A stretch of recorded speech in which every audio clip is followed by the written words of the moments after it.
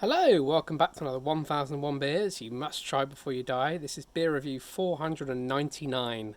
Got one more until the big 500, which I'm going to do a special one with that tomorrow. But for now, I have another beer from Spain, the second from Cerveza del Montseny, and this one is first brewed 2007. It's 5.4, and it's their Lupulus, which means hops, by the way.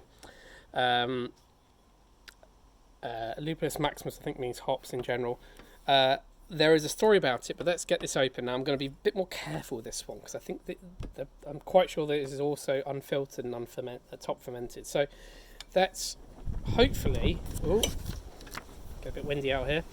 Let's get this open and pour it as quickly as I can in a nice fluid motion, because I really don't want the mistake I made with the last beer. Still loads of head on this one. It is a lot lighter, as you can probably see. Pour it nice and slowly at quite an angle. I think I've done this one a bit better. Actually, this one looks like it's probably going to have less fermented matter at the bottom.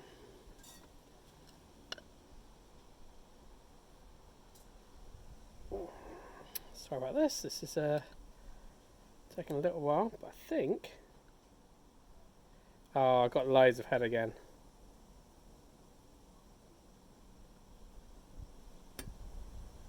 Okay, well, I've got almost all of it, so I'll leave the rest in the bottle. You see, I've managed to get a huge head. It's just one of those. It's a bonkers. They apparently make bonkers beers, which are really, really lively. So this is the tasting notes. Gold orange in the glass beneath a snow white foamy head. Yes. Yes, it is a snow white foamy head. Boasts a pleasant hop nose with floral notes. On the palate, any tendency to over bitterness is perfectly balanced by the crisp, rich maltiness. Full-bodied and satisfying mouthfeel that leads to a lasting finish. Well, this sounds delicious, and it really looks the part as well. So I just put the lid to one side. So we've got at the bit at the bottom there. I'll probably leave that.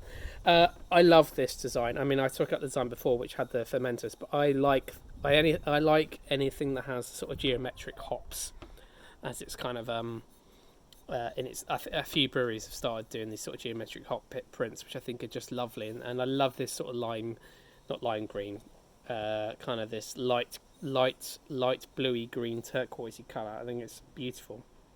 So it's a top fermented craft beer. The intensity of its hops combined with Pilsner malt help quench your thirst. They call it a blonde ale up here. Let's see what it tastes like, or even smell like first. So you've got this massive kind of ice creamy foamy head here.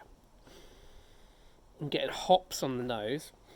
Quite a lot of hops. There might be more about what it uses. I'll tell you about the hops in a minute. It does actually give that information, and I like that. I'm liking these beer reviews, these beer tasting notes that have got the name of the hops and the malt and stuff. But let's try and cut through this foam and get a taste. Cheers.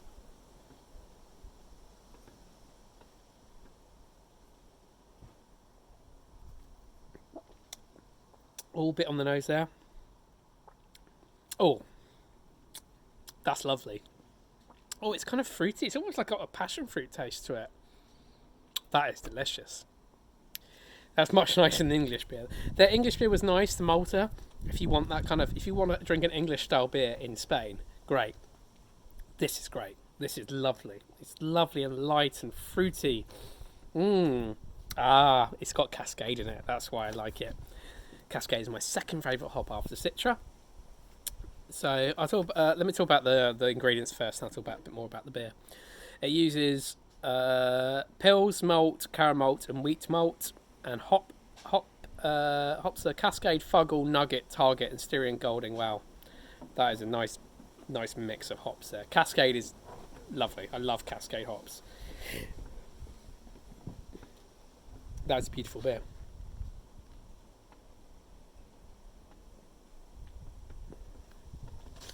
Oh, it's got such a lovely balanced flavour. That is really nice.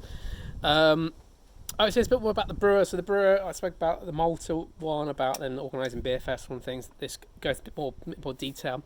The head brewer at studied chemistry at college, and then went and learnt how to brew beer at the Wolf Brewery in Norfolk. Now, I've never heard of them. I don't know if they're still around. Um, they might still be around, I don't know. But he learned how to do it, and they end up buying some second-hand kit off them and took it to Spain. And this brewery is from a village north of Barcelona. That's my friend Paul. My friend Paul brought this back as well for me. Thank you very much, Paul. That's why he's in Barcelona, because they are probably one of the more established craft breweries there. Anything else to say? The brewers called it an Iber Ale, which apparently is the reason for the name is to be found in ancient history when the Iberians populated what became the Iber Peninsula. Remains found in Catalonia prove that this population already brewed its own beer, so as a tribute to this heritage, they decided to call this style Iber Ale. I would say it's a pale ale. It's a light, hoppy, blonde pale ale, but it is very, very nice indeed. Have another taste, and I'll tell you more about it. Crisp, well-rounded, not too malty. It's got this passion fruitiness. It just sits there in the palate and leaves you with a lovely aftertaste. Almost no bitterness at all. Really nice. Now I'm going to go away because it's time for me to have my virtual pub beer garden with Quino. So like, comment, subscribe, and I'll see you for a beer review very, very soon.